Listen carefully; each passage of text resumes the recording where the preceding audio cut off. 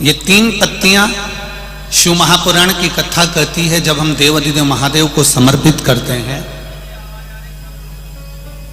जब हम भगवान शंकर को ये 3 पत्तियां समर्पित करते हैं, तो हमारा वर्तमान, हमारा भविष्य और हमारा पूर्व का किया हुआ जो भाग है वह भी, केवल एक बेलपत्र जब हम भगवान शंकर को समर्पित करते हैं तो हमारा वर्तमान, हमारा भविष्य और हमारा भूत जो निकल गया वो तीनों ही भगवान शिव उसको संवार देते।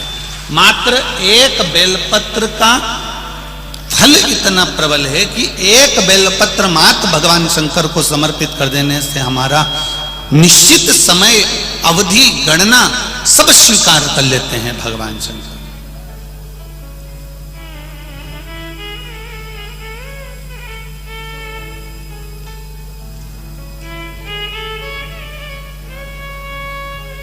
एक बेलपत्र की 3 पत्तियां नहीं है। एक बेलपत्र में जो ब्रह्मा विष्णु महेश हैं, एक बेलपत्र में जो हमारा जीवन है, एक बेलपत्र में जो हमारे देवाधिदेव महादेव विराजमान है, एक बेलपत्र में जो माँ जगज्जननी दुर्गा भवानी विराजमान है, एक बेलपत्र में जो नारायण लक्ष्मी विराजमान है, एक बेलपत्र में जो ब्रह्मा ब्रह्माणी विराजमान है, एक बेलपत्र के अंतर्गत जो मेरे देव अधिदेव महादेव की 64 योगनियां विराजमान है, एक बेलपत्र के अंतर्गत 33 कोटि देवी देवता विराजमान है, एक बेलपत्र के अंतर्गत संपूर्ण ब्रह्मांड का सुख विराजमान है। वो बेलपत्र कोई साधारण नहीं होती। शिव को चढ़ा देने पर वो बेलपत्री का सुख हमारे जीवन पर्यंत प्राप्त हो जाए।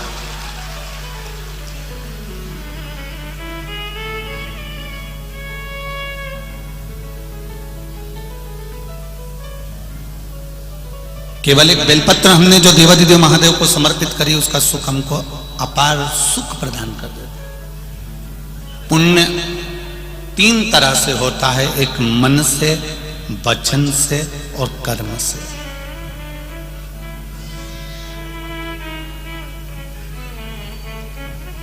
अब जरा ध्यान देना,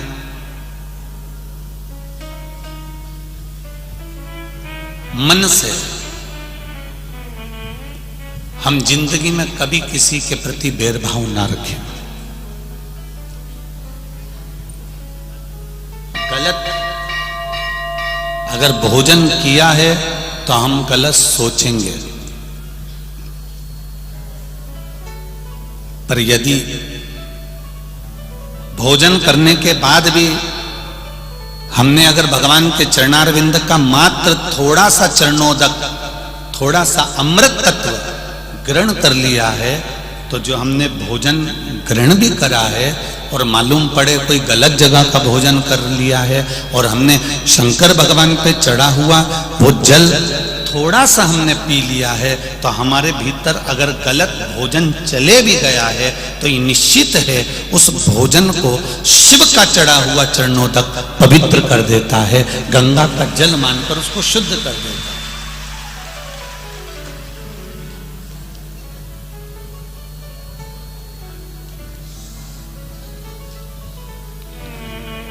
दो विष होते हैं, 2 तरह का विष होता है। एक विष भोजन में मिलाया जाता है और एक विष कानों में मिलाया जाता है। जरा ध्यान देना मालेगांव वालों और जितने लोग आस्था चैनल पर सुन रहे हैं वो भी। एक विष भोजन में मिलाया गया है और एक विष कानों में घोला गया है। ये 2 विष हैं। इसमें एक विष जो भोजन में मिलाया गया है उस विष से तुम बच सकते हो, पर जो कानों में जहर उगला गया है उससे जिंदगी में कभी बचला नहीं जा सकता, कभी नहीं बच सकते उससे कभी बचा नहीं जा सकता। आप उससे कितना भी प्रयास कर लो नहीं बच सकते।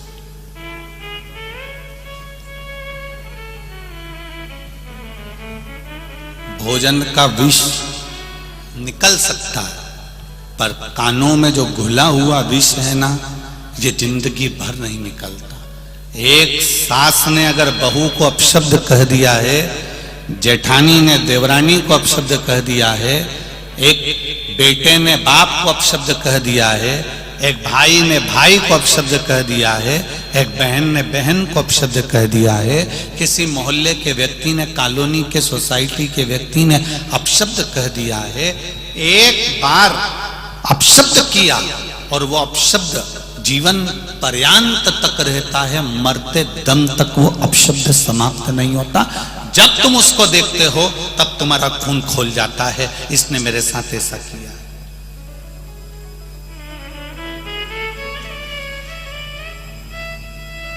इसने मेरे साथ ऐसा किया, इसने मेरे साथ ये कर दिया, इसने मेरे साथ वो कर दिया। ये अपशब्द का जो विष है,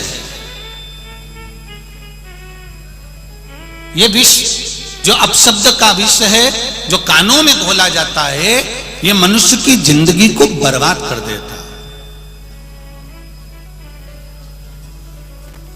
जितना शरीर में गया हुआ जहर, जितना शरीर में भोजन के साथ गया हुआ जहर काम नहीं करता, उससे ज्यादा काम करता है कानों में गया हुआ जहर।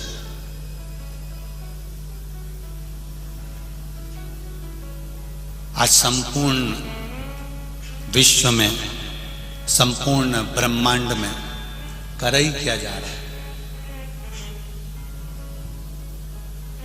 आज किसी को भी भोजन में जहर नहीं दिया जा रहा है। आज के जमाने में सबसे ज्यादा जहर उगला जा रहा है तो इन कानों में उगला जा रहा है।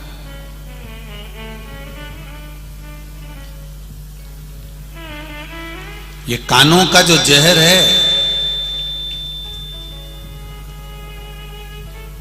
ये जीवन को नष्ट करने वाला।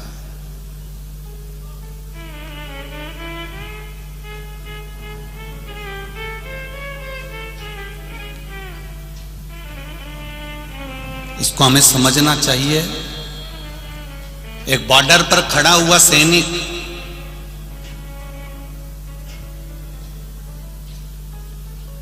भारत और चीन की बॉर्डर पर खड़ा हुआ है, कहीं कहीं की बॉर्डर पर खड़ा हुआ है।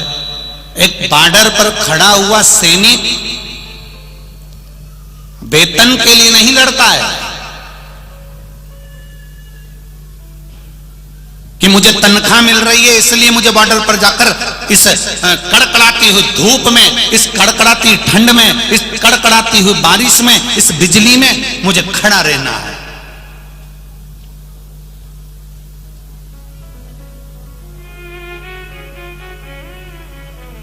एक बॉर्डर पर खड़ा हुआ सैनिक वेतन के लिए नहीं लड़ता। एक भारत का सैनिक, बॉर्डर पर खड़ा हुआ सैनिक वेतन के लिए नहीं, अपने वतन के लिए लड़ता है, इसलिए वो अग्रण्य होता है।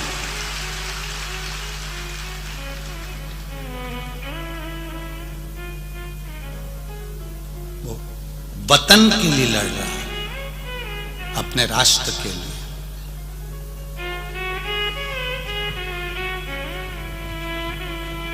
और शिव कथा कह रही है थोड़ा सा पुण्य। हमने पहले भी कथा में कहा, आज फिर कहते हैं, जब एक लोटा जल आप देवाधिदेव महादेव को चढ़ाएं तो चढ़ाते समय भगवान देवाधिदेव महादेव से ये भी प्रार्थना करें कि जो बॉर्डर पर खड़े हुए हैं या हमारी राष्ट्र की रक्षा के लिए खड़े हुए हैं, वो जीवित अपने घर में आए, उनकी बॉडी ना आए। इसका स्मरण देवाधिदेव महादेव जीवित अपने घर में आए।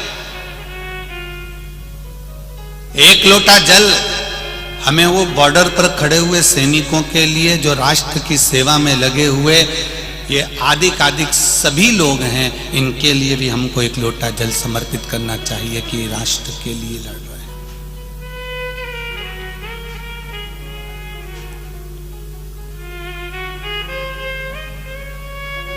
कि चंदन है इस देश की माटी, तपोभूमि हर ग्राम है, हर बाला देवी की प्रतिमा, बच्चा बच्चा राम है। जिसके सैनिक समर भूमि पर गाया करते गीता है, उसी माटी के हल्के नीचे खेला करती सीता है। ये चंदन है भारत की भूमि, कोई साधारण भूमि नहीं है।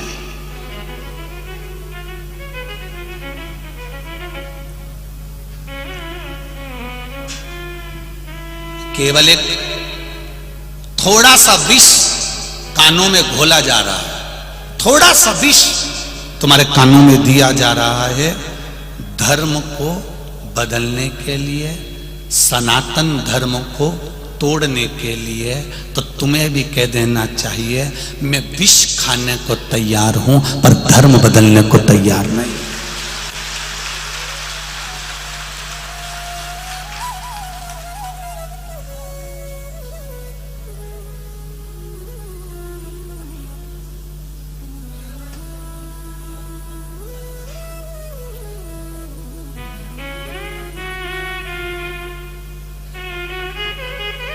अपना धर्म छोड़कर, सनातन धर्म को छोड़कर हम अन्य धर्म में प्रवेश ना करें।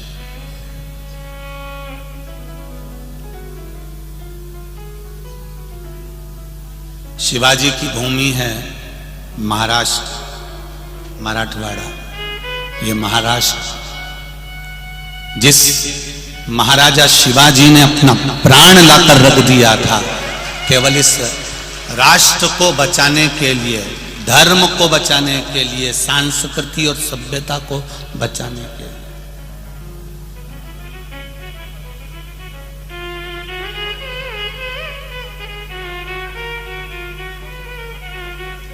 एक ही आवाज आती थी चारों तरफ से। जब महाराणा जब शिवाजी निकल कर जाते थे तो चारों तरफ से एक आवाज आती थी, हर हर महादेव। वो हर हर महादेव का शब्द शिवाजी से भी पूछा गया कि ये शब्द तुमको दिया किसने है? तो शिवाजी कहते हैं ये मेरी मां का दिया हुआ शब्द है। मेरी मां कहती है मैं तेरे साथ हर पल नहीं रह सकती, मैं तेरे साथ हर जगह नहीं जा सकती, मैं तेरे साथ हर युद्ध में शामिल नहीं हो सकती, पर बेटा शिवा, ए शिवाजी, मां कहती है मैं भले तेरे साथ ना हूं पर मेरा शिव तेरे साथ में हर समय रहेगा। वो हर हर महादेव के रूप में रहा, वो आज भी साथ में, हर पल, हर घड़ी, हर क्षण।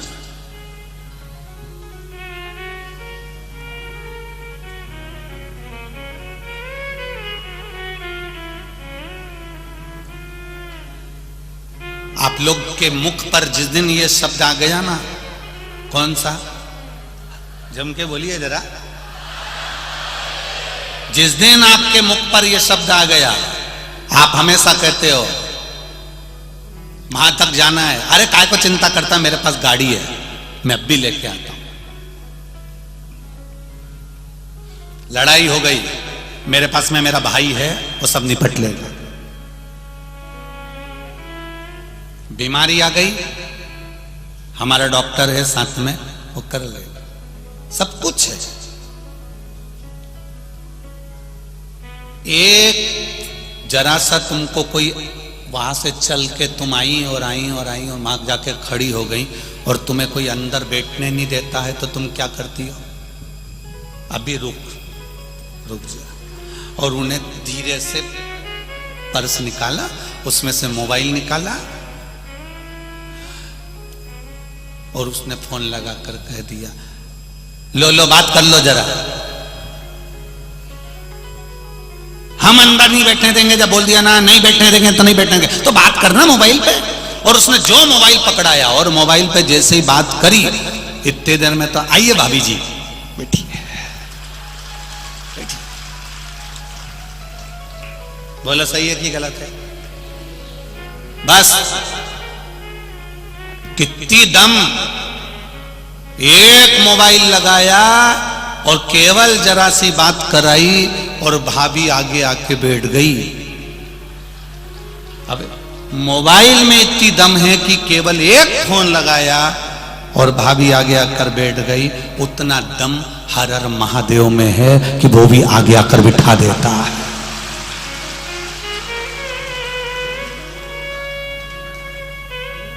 कोई आगे नहीं बैठने दे रहा है, कोई काम अटक गया है, कोई काम रह गया है, तो फिर मोबाइल लगाया जाता है, मैं यहाँ खड़ी हूँ तुम मुझे लेने आ जाओ।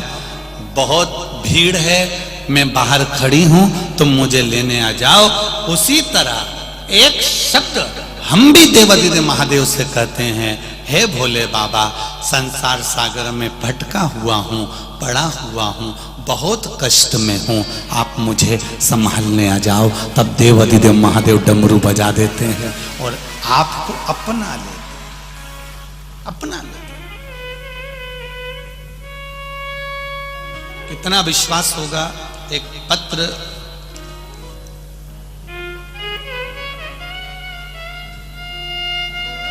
पायल सुजेंद्र सरोदे, गोलेगांव भुसावल, जिनका मोबाइल नंबर ये है। 9 वर्ष की लड़की है। मैं चाहूंगा आस्था चैनल पर इस बच्ची को दिखाइएगा जरा। वेंटिलेटर पर पड़ी रही, सांप ने पांव में 3 बार डसा। सांप एक बार डसता है, इस लड़की को 3 बार डसा। इसका वीडियो भुसावल से भेजा गया है, जरा आप देखिएगा। वेंटिलेटर पर डाल दिया गया, डॉक्टरों ने हाथ ऊंचे कर दिए कि अब ये लड़की नहीं बच सकती। 9 वर्ष की बेटी है पायल। सुरेंद्र जी सरोदे 9 वर्ष की। इस बेटी का नियम था शिव जी को जल चढ़ाना 1 लोटा, बेलपत्री चढ़ाना, शंकर जी के मंदिर में श्रृंगार करके आना। पिता के साथ में खेत पर गई थी, सांप डस लिया, लेकर भागे। भुसावल के हॉस्पिटल में रखा, वेंटिलेटर पर डाल दिया। तड़पती रही, आंखों की रोशनी चली गई, शरीर काम करना बंद कर दिया। वेंटिलेटर पर डॉक्टर ने कह दिया अंतिम सांसें है। ऐसा ना जाने कौन सा सांप था जो इसको डस गया। अगर एक साधारण सांप डसता तो हम बचा लेते, पर 3 बार डसा है। जहर पूरे शरीर में पहुंच चुका है। इसके परिवार वाले शिव जी के मंदिर में पहुंचे, जिस मंदिर में बेटी रोज जाती थी, और परिवार वालों ने जाकर कहा, देवादिदेव महादेव, मेरी बेटी आपके मंदिर आती थी। सियोर वाला महाराज कहता है कि आप संभालने वाले बैठे हो तो क्या चिंता करना, डॉक्टर अपना काम करे, पर महादेव आप तो अपना काम करिए। जल ले गए, बेटी के मुख में बेलपत्री का टुकड़ा मसल के बस रख दिया, क्योंकि शरीर में कुछ जान तो थी नहीं। पानी की 2 बूंद दी, बेटी के शरीर में हलचल उत्पन्न हुई। हलचल हुई, हिलना प्रारंभ करा, और बेटी को धीरे धीरे कर कर होश आया। आंखें चली गई थी, रोशनी खत्म हो गई थी। 3 दिन तक आंख में रोशनी नहीं थी। धीरे से होश में आई। होश में आकर हाथ पैर तड़प रहे थे। आंख की रोशनी भी भोलेनाथ ने वापस दे दी, और आंख की रोशनी आते से ही मां के गले लगकर कहती है, मां, नंदी पर चढ़कर कोई आया था।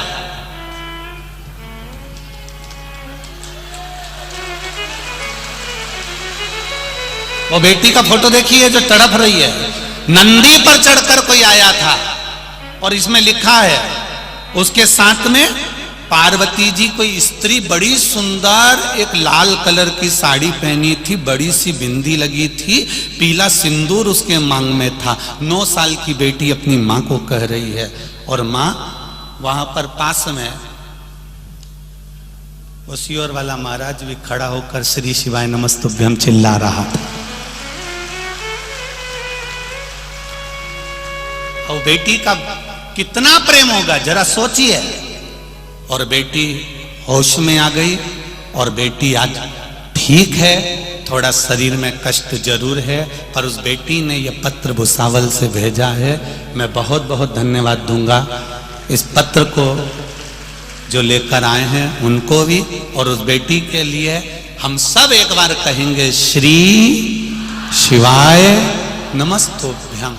फिर से कहिए, श्री शिवाय नमस्तुभ्यं। स्वस्थ हो, अतिशीघ्र स्वस्थ। ये शिव तत्व, ये शंकर। कितना विश्वास। एक पत्र और देखिए, हम पूरे पत्र तो अभी पढ़े नहीं है, पर थोड़ा पत्र और देखिए।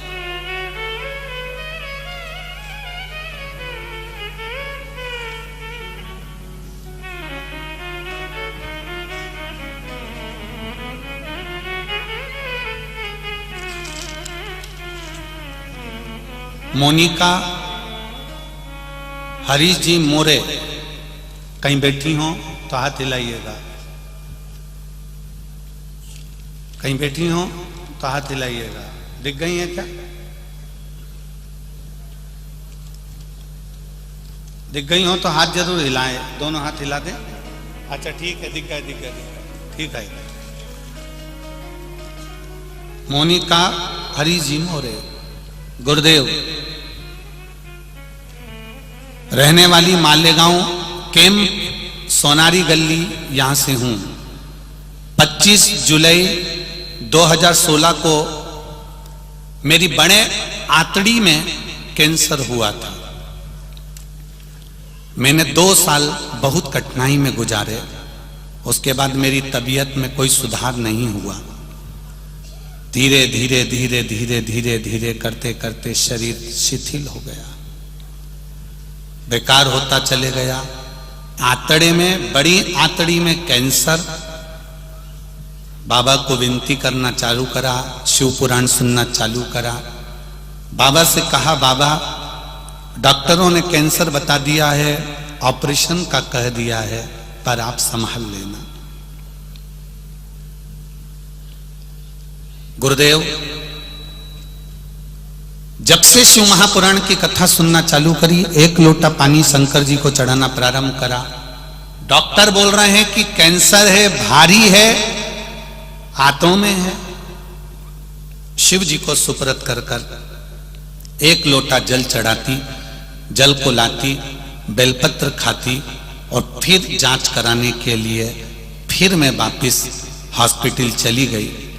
और गुरुदेव, जब मेरा फिर सीटी स्कैन हुआ और एमआरआई हुई, तो बाबा की कृपा से मेरी रिपोर्ट देवाधिदेव कृपा से नॉर्मल आना चालू हो गई।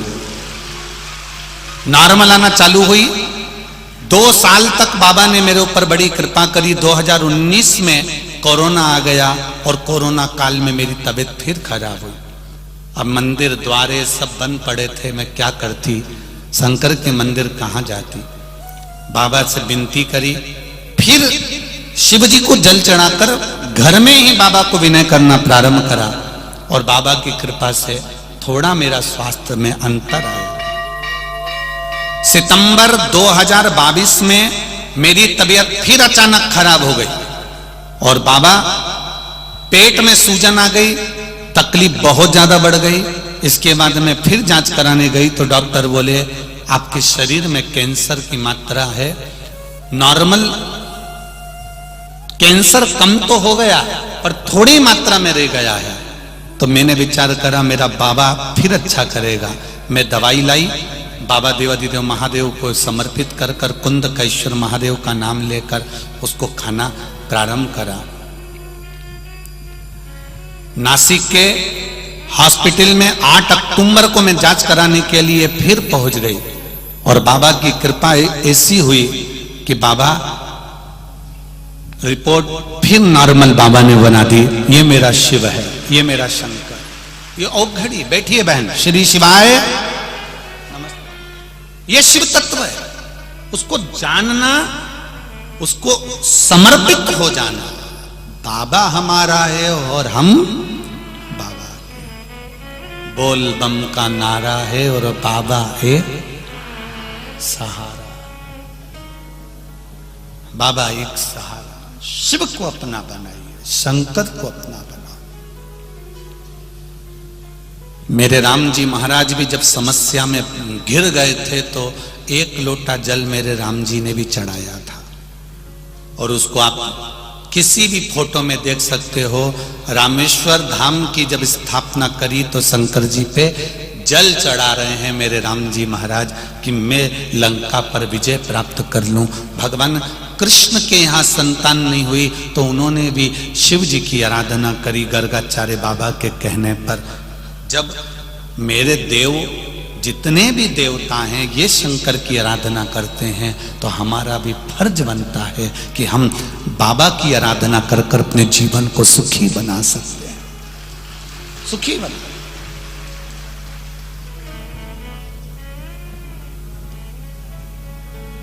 बैठा है वो अलमस्त, पिता का दरवाजा और परमात्मा का दरवाजा कभी बंद नहीं होता। एक बेटा पिता से झगड़ा कर कर चले गया, मुझे तुम्हारे साथ नहीं रहना, मुझे जाने दो। बेटा गया, शहर में पहुंच गया, मित्र मिल गए क्योंकि प्रॉपर्टी का हिस्सा लेकर गया था। जब तुम्हारे पास में धन होता है तो मित्र भी बहुत हो जाते हैं। बहुत प्रशंसा करने वाले मित्र मिल जाएंगे, ताली मित्र। होटल में खाने वाले मित्र मिल जाएंगे, थाली मित्र। मैं खाने में ले जाकर पिलाने वाले मित्र मिल जाएंगे, प्याली मित्र। ताली, थाली और प्याली ये मित्र तो किसी के भी बन सकते हैं, पर सही मित्र वो होता है जो तुम्हें शंकर के मंदिर तक ले जाकर छोड़ दे। वो मित्र बड़ा कठिन से मिलता है। मंदिर को छुड़ाने वाले मित्र ढेर मिल जाएंगे, भगवान के पास छुड़वाने वाले। भगवान के मंदिर मत जाओ, भगवान के पास जाकर क्या करोगे? क्या होता है पानी? पत्थर पर दूध चढ़ाने से क्या होता है? जल चढ़ाने से क्या होता है? बेलपत्र चढ़ाने से।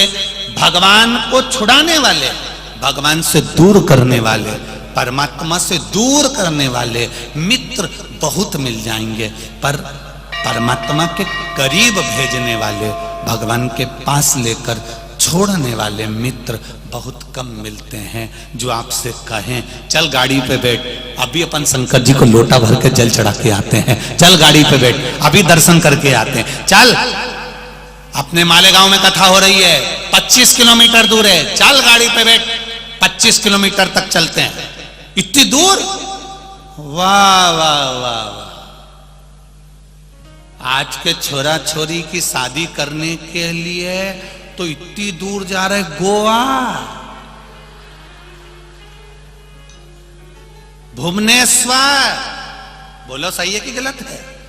छोरा छोरी मालेगांव के और शादी कर रहे वहां जाके।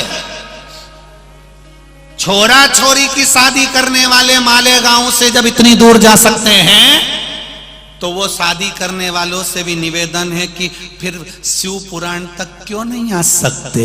जरा विचार तो करो। छोरा छोरी की शादी कर, अच्छा विचार करो, छोरा छोरी की शादी करी पर उसकी कोई गारंटी नहीं है कि छोरे की बहू तुमको 2 रोटी दे देगी, उसकी कोई गारंटी नहीं है।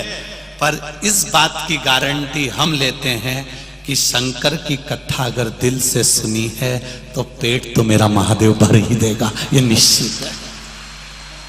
शादी में 50 लाख, 1 करोड़, 25 लाख, 20 लाख रुपए खर्च करे, कोई गारंटी नहीं कि बहू 2 रोटी देगी, गरम रोटी देगी, ये कोई गारंटी नहीं। अब वो गरम रोटी दे रही है कि गरम गरम डंडे दे रही है, इसका कोई गारंटी नहीं।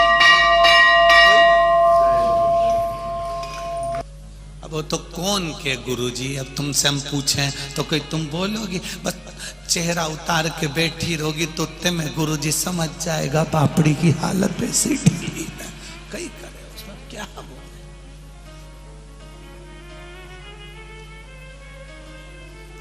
50 लाख रुपए खर्च करने के बाद भी गारंटी नहीं है कि बहू तुम्हारी सेवा कर लेगी, परिवार के लोग तुम्हारी सेवा कर लेंगे। इतना बड़ा महल बनाया, बंगला बनाया, 4-4 गाड़ी, 25-25 लाख की, 30-30 लाख की गाड़ी रखी, तो भी गारंटी नहीं है कि तुम्हारी दुख की घड़ी में तुम्हारे परिवार वाले खड़े मिलेंगे।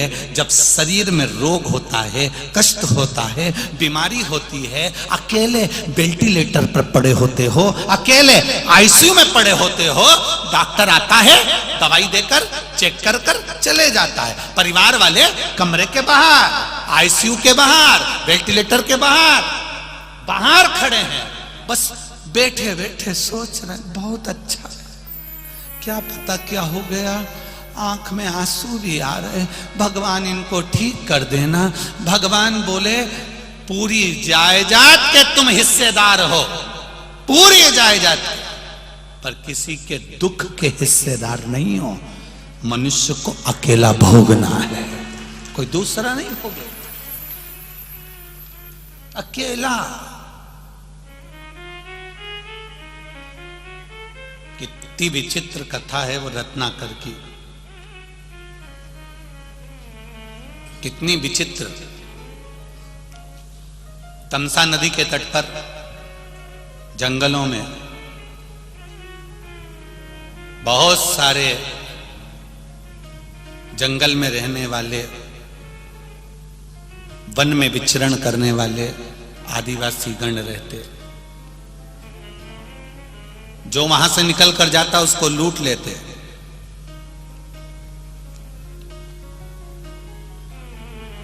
किसी को मार देते, किसी को काट देते, दूसरों का धन इकट्ठा कर लेते। उसी में एक था क्रूर सेन, इतना ज्यादा क्रूर था वो क्रूर सेन कि अगर कोई धन नहीं देता था तो वहां उसका गला काट देता था। बहुत तकलीफ में क्रूर सेन से बड़े त्रसित हो गए लोग। उसकी धर्म पत्नी बड़ी धर्मात्मा थी।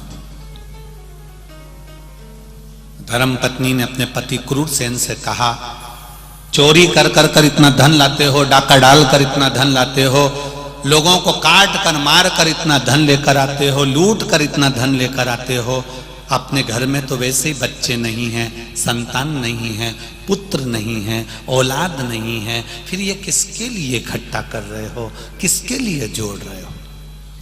क्रूर सेन ने कहा, संतान नहीं है तो क्या हुआ, क्या मैं धन इकट्ठा नहीं करूं? पत्नी ने समझाया, क्रूर सेन नहीं माना तो कह दिया, कल तेरे संतान नहीं है तो मैं किसी की संतान उठा के ले आऊंगा। पत्नी हाथ जोड़ के बोली, किसी मां का क्यों दिल दुखाना? अरे जब उसके यहां संतान हो गई, थोड़े दिन रोएगी, उसके घर में दूसरी संतान हो जाएगी, कम से कम तेरी गोदी तो भरा जाएगी, अपनी जायदाद संभालने वाला तो कोई मिल जाएगा।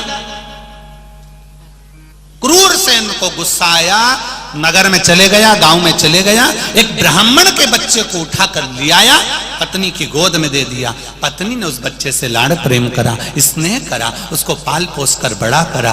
बड़ा हो गया तो वो बच्चा क्रूर सेन के साथ में शिकार पर जाने लगा, लोगों को लूटने लगा, वो भी लूट पाट में लग गया। उसका नाम था रत्नाकर। क्या नाम पड़ा? रत्नाकर। वो भी लूटने लगा, वो भी लोगों को मारने लगा, वो भी डाका डालने लगा, वो भी चोरी करने लगा।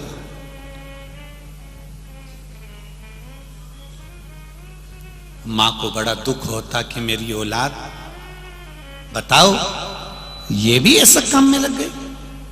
एक लगा हुआ था ठीक था, पर पिता के ये भी ऐसा चोरी करे, ये भी डाका डाले, ये भी लोगों को मारे, ये कहां का तरीका है? तो उसको मां को बड़ा दुख होता था। धीरे धीरे रत्नाकर जब बड़ा हुआ, शादी कर दी, बच्चे हो गए, सब कुछ आनंद हो गया, बहुत बड़ा डाकू बन गया, बहुत बड़ा डाकू। एक दिन संत निकल कर जा रहे थे, उनके साथ में देवऋषि नारद निकल कर जा रहे थे। श्रीमन नारायण, श्रीमन नारायण, श्रीमन नारायण। रत्नाकर को लगा इतने सारे संत जा रहे हैं, इनके पास में पोटलियां हैं, पोटलियों में जरूर धन होगा। रत्नाकर ने उनको रोक लिया।